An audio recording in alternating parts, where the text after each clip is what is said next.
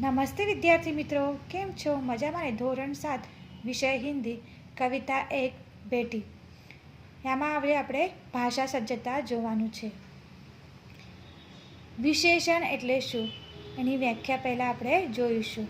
जो शब्द संज्ञा की विशेषता बताता है उसे हम विशेषण कहते हैं. तो यहाँ कुछ वाक्य दिए गए हैं.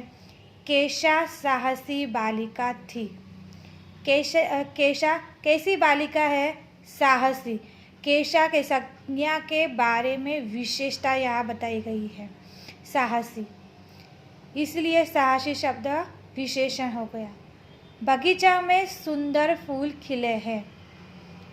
बगीचा में कैसे फूल खिले हैं? बगीचा संज्ञा है तो एनी विशेषता कई है तो सुंदर फूल, तो सुंदर ए विशेषण થઈ ગયું છે. भारत ने श्रीलंका को 3 विकेट से हराया. कितने विकेट से हराया? तो 3. भारत और श्रीलंका संज्ञा हो गए और उसके विशेषता क्या है कि 3 विकेट से हराया है, यानी 3 विशेषण हो गया. बाल्टी में थोड़ा सा पानी है.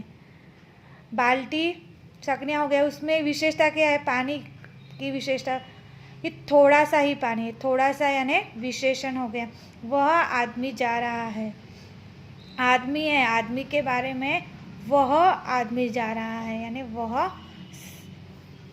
विशेषण हो गया. उपयुक्त वाक्यों में रेखांकित शब्द साहसी, सुंदर, 3, थोड़ा सा और संज्ञा, यह संज्ञा की विशेषता बताते हैं. तो विद्यार्थी मित्रों, विशेषण के 5 भेद होते हैं. गुणवाचक विशेषण, निश्चित संख्यावाचक विशेषण, अनिश्चित संख्यावाचक विशेषण, परिमाणवाचक विशेषण, सार्वनामिक विशेषण. तो आज આપણે ગુણવાચક વિશેષણ, નિશ્ચિત સંખ્યાવાચક વિશેષણ અને અનિશ્ચિત સંખ્યાવાચક વિશેષણ વિશે એમની માહિતી મેળવીશું. તો આમાં ગુણવાચક विशेषण. गुणवाचक विशेषण में जिस शब्द से संज्ञा का ज्ञान का दोष, गुण दोष, आकार, रंग, रूप, स्पर्श, दशा, अवस्था, स्थान, देश, काल और स्वाद, गंध का और दिशा का बोध होता है, उसे हम गुणवाचक विशेषण कहते हैं. कोई भी शब्द जो होता है संज्ञा के गुणों और दोष का, आकार का, रंग, रूप का या स्पर्श का, दशा का, स्थान का और देश काल का, स्वाद का और दिशा का बोध देता है, उसे हम गुणवाचक विशेषण कहते हैं. जहाँ यहाँ कुछ वाक्य हमें दिए गए हैं. हमारे देश में ईमानदार लोग ज़्यादा है. कैसे लोग ज़्यादा है? ईमानदार. यह हमारे देश के लोगों के बारे में, यानी लोग संज्ञा हो गया और ईमानदार उनकी विशेषता है, मतलब उनके गुणों के बारे में यहाँ विशेषण कहा गया है, इसलिए उसे गुणवाचक विशेषण कहा जाता है. मुंबई जाने के लिए लंबा रास्ता तय करना पड़ता है. रास्ता संज्ञा है तो कैसा रास्ता तय करना पड़ता है? तो लंबा, यानी हमें उसके स्थान का बारे में, उसके स्थान के बारे में हमें पता चलता है. कौवे का रंग काला होता है. कौवे का रंग, कौवा कैसे होता है? काला होता है. तो कौवे के विशेषता क्या है कि वह काला होता है. यह उसका रंग के बारे में गुण बताया गया है. खरगोश का शरीर मुलायम होता है. खरगोश का शरीर मुलायम, यानी उसका स्पर्श के बारे में हमें यहाँ पता चलता है. उसका शरीर मुलायम, यह उसकी विशेषता हो गई है, इसलिए उसे भी गुणवाचक विशेषण कहते हैं. शरीर के साथ मन स्वस्थ रखना जरूरी है. हमारा मन जो है उसकी अवस्था के बारे में यहाँ उसकी विशेषता बताई गई है कि हमारा मन स्वस्थ रखना जरूरी है. भारतीय संस्कृति विश्व में ख्यात है. संस्कृति, इसके बारे में कौन सी संस्कृति ज़्यादा किस देश की संस्कृति विश्व में प्रख्यात है? तो भारतीय संस्कृति। भारतीय ये क्या हो गया? वह स्थान हो गया। देश काल के बारे में यहाँ उल्लेख किया गया। यह भी हमारे देश के गुण का विशेषता है कि हमारी संस्कृति कौन सी है? भारतीय संस्कृति है। पानी गंधहीन होता है। पानी कैसा है? गंधहीन। यह उसकी विशेषता है।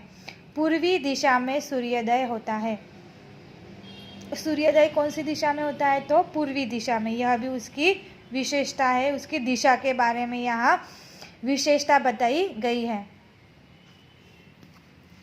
उपयुक्त वाक्यों में ईमानदार, लंबा काल, मुलायम, स्वस्थ, भारतीय, गंधहीन, पूर्वी शब्दों को रेखांकित किया गया है। वे शब्द संज्ञा के गुण, दोष, आकार, रंग, रूप, स्पर्श, दशा, अवस्था, स्थान और देश काल, स्वाद और गंध, दिशा को भी प्रदर्शित कर रहे हैं। यहाँ हमें यह पता चलता है यह सब गुणवाचक विशेषण है।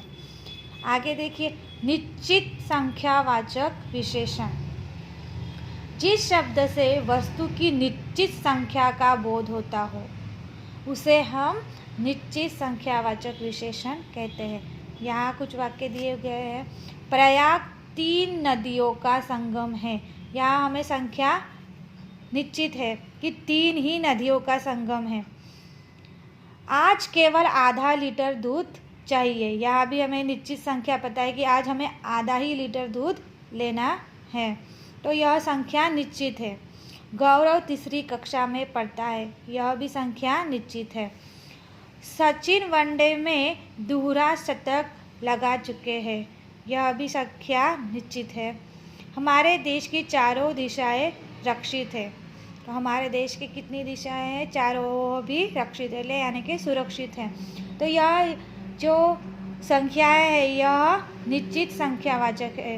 यह इस वाक्य की विशेषता बता रहे हैं, इसीलिए उसे निश्चित संख्यावाचक विशेषण कहते हैं।